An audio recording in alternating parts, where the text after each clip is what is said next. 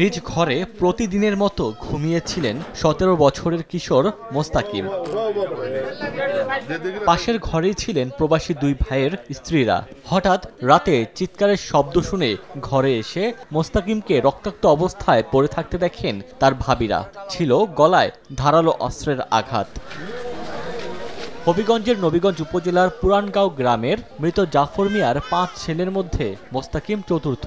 তার দুই ভাই প্রবাসী, অপর দুইজন অন্যত্র কাজ করেন। মা ও প্রবাসী দুই ভাইয়ের স্ত্রীর সঙ্গে মোস্তাকিম এক বাড়িতেই থাকতেন। রোববার রাতে তার মা নানা বাড়িতে যান। রাত ১১টার পর কে বা কারা এসে ওই কিশোরকে গলা কেটে হত্যা করে। খবর পেয়ে মরদেহটি মর্গে পাঠায় পুলিশ। পাগলের মতো গাড়ি চাই আইছি রে ভাইয়া, দেখি আমের বুলারে চোখ দিয়ে দেখছি না রে বা। একবার বিদেশ পৌঁছাও তোমরা এক বাইরে বাইরে বালাই দিছি, কাক বাইরে দিকে মারবো। আমরা কই এই মুস্তাই দর দুকুলস না হের কোনো মাত নাই সারা নাই। তাইয়া দেখি 12 ভাই দর আজাইল আর কিতা গলা কাটার লাশ। এই ঘটনায় নিহতের মা ৩ জনের নাম উল্লেখ করে মামলা করেছেন। তদন্ত করে এই ঘটনায় জড়িতদের দ্রুত গ্রেফতারের কথা জানিয়েছে পুলিশ।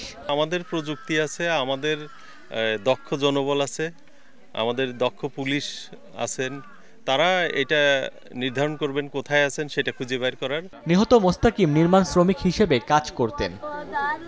সময় সংবাদ, হবিগঞ্জ।